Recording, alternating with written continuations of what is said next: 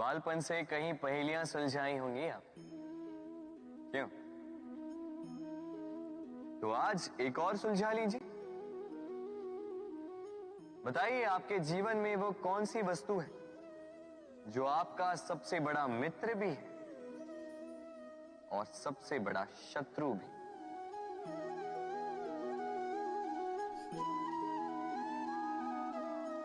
समझदार को एक संकेत ही पर्याप्त है।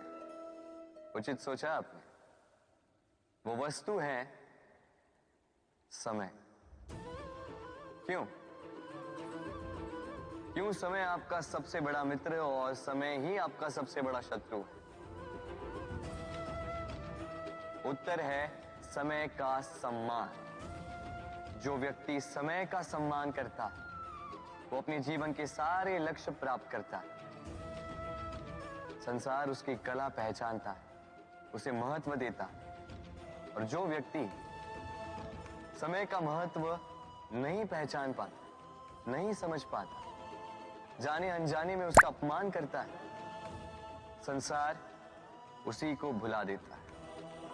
इसीलिए समय का सम्मान करें, उसे व्यर्थ ना करें, क्योंकि अच्छा समय इस संसार को बताएगा आपकी वास्तविकता क्या है, किंतु बुरा समय आपको बताएगा कि इस संसार की वास्तविकता क्या है।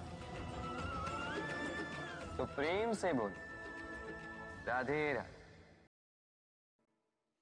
अक्सर आपने आपके माता पिता, आपके हितैषी, आपके शुभ चिंतकों के मुंह से यह सुना होगा, इसे कुदृष्टि लग गई है, इसकी कुदृष्टि उतारो, ये मत करो नहीं तो कुदृष्टि लग जाएगी, ऐसा श्रृंगार ना करो, वो मत पहनो नहीं तो कुदृष्टि लग जाएगी।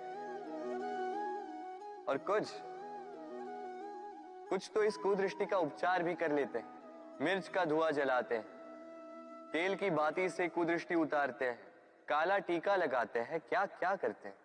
उचित है, किंतु मैं कुदृष्टि को नहीं मानता। मैं मानता हूं कि यदि आपका मन अच्छा हो तो कोई भी कुदृष्टि आपको किसी भी प्रकार से हानि नहीं पहुंचा सकती। आंधियां भी केवल उन्हीं घरों में धूल भर पाती है जिन घरों में खिड़कियों के पर्दे दुर्बल होते। बवंडर भी केवल उन्हीं दीवारों को गिरा पाते हैं जो नींव से कमजोर होते।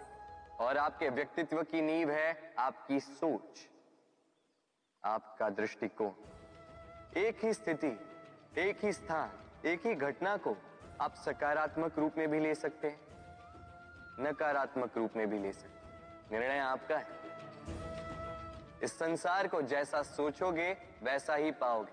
इसलिए स्मरण रखिएगा, अपनी दृष्टि नहीं, अपना दृष्टिकोण संभालिए। क्योंकि जैसा कहा गया है, इस संसार में बुरी दृष्टि का उपचार तो है, बुरे दृष्टिकोण का नहीं। तो प्रेम से बोलो, राधे राधे। तत्र नार्यस्तु पूज्यते रमन्ते तत्र देवता। अर्थात जहां नारी की पूजा होती है वहां देवता बसते। हम ये सब मानते हैं, किंतु अपनाते कितना? अब आप कहेंगे कि हम स्त्रियों को सबके सामने सम्मान देते हैं, उसके जन्म दिवस पर या विवाह की वर्षगांठ पर हम उन्हें उपहार देते हैं, आदि इत्यादि, किंतु क्या ये पर्याप्त?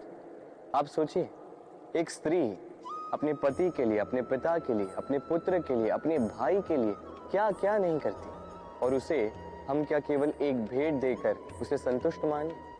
स्त्री को सुवर्ण आभूषण नहीं चाहिए, महंगे वस्त्र नहीं चाहिए, उसे चाहिए आपसे सम्मान, सबके सामने भी और एकांत में भी।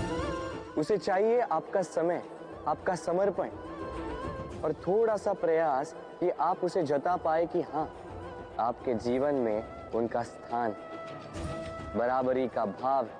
तभी आप कह पाए, जत्र नार्यस्तु पूज्यते रमन्ते तत्र देवता। राधे राधे।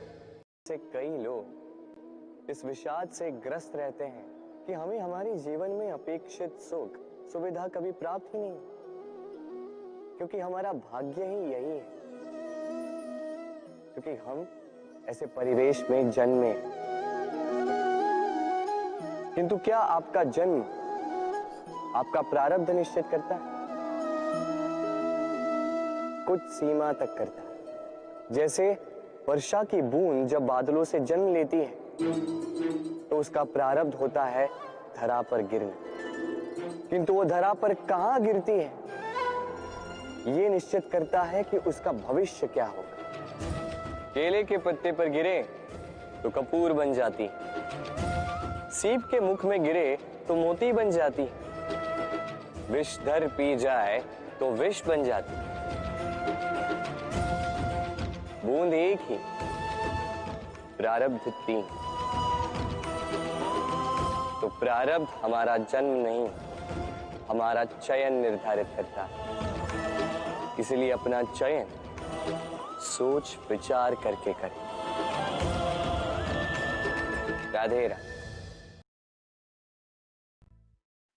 मनुष्य का स्वभाव है सोचना, सोच विचार कर निर्णय लेना और निर्णय लेके इस दुनिया को बदलने की सोच के साथ आगे बढ़ना, है ना?